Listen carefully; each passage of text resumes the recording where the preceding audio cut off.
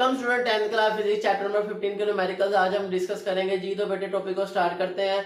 तो सबसे पहले बात करेंगे इस चैप्टर में दो ही न्यूमेरिक फार्मूले सबसे ज्यादा यूज होने हैं। वो कौन से? एक कूलम्स लॉ कि F is equal to K Q one Q two over R square, और दूसरा आ जाता है हमारे पास E is equal to F over Q. और इसी तरह कॉम्बिनेशन आ जाते हैं रेजिस्टर्स का, सीरीज और पैरेलल। ये चार फार्मूलाज हमने यूज करने हैं ज्यादातर।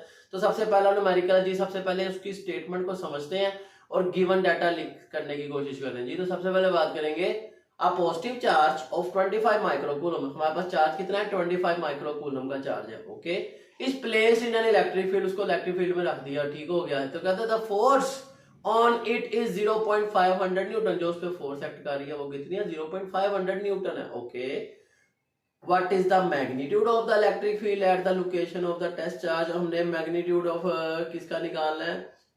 चार्ज का, उस फील्ड पे। तो बेटे आपने फार्मूला पढ़ा है E is equal to F over Q. तो वैल्यूज पुट करेंगे फोर्स की भी और चार्ज की भी, तो हमारे पास आंसर आ जाएगा 2×10⁴, और इसका यूनिट क्या है? न्यूटन पर कूलम। इसी तरह न्यूमेरिकल नंबर 2 है, कहता है दो चार्जेस हैं, 2 point charges Q1 Q2 8 microcoulomb और 4 microcoulomb, place at a distance of 120 centimetre.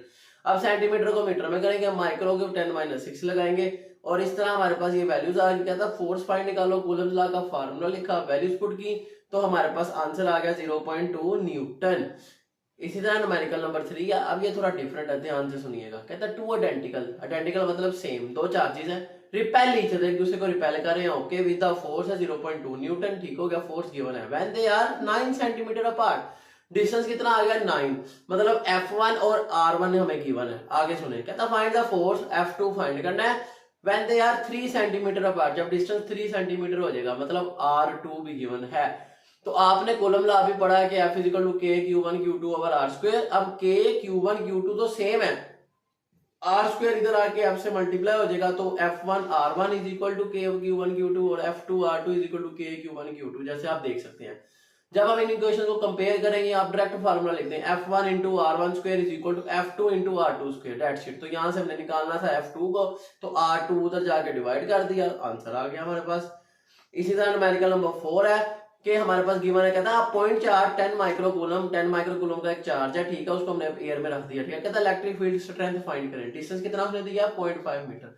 अब यहाँ पे डिस्टेंस गिवन है हमें, तो बेटे आपने फार्मूला पढ़ा है Coulomb law F is equal to K Q1 Q2 over R square. अब यहाँ पे Q हमारे पास एक गिवन है, तो जब आप देखें जो हमारे पास उस फार्मूले में, अब इलेक्ट्रिक फील्ड स्ट्रेंथ का फार्मूला है F ओवर Q, F की जगह हम वो कूलम लॉ का फार्मूला लिखेंगे K Q1 Q2 over R square. अब F को जो Q डिवाइड कर रहा है ना इस फार्मूले में, E is equal to F over Q में, ये ए क्यू क्यूलम ला के दो क्यू में से एक से कैंसिल ए क्यू बच जाएगा, तो उसको 1 2 हम नहीं लिखेंगे। तो कूलम लॉ वाला फार्मूला अपडेट हो गया, ए क्यू कैंसिल हो गए, वो बन गया E का formula, E is equal to K Q over R square. तो यहाँ वैल्यूज पुट करके हमारा आंसर आ जाएगा। इसी तरह न्यूमेरिकल नंबर 5 है, जिसमें कहा गया, कहता two small equally charge metal sphere, दो मेटल स्फीयर है, इक्वली चार्ज है, कहता कि 3 माइक्रोकूलम है दोनों पे, ठीक।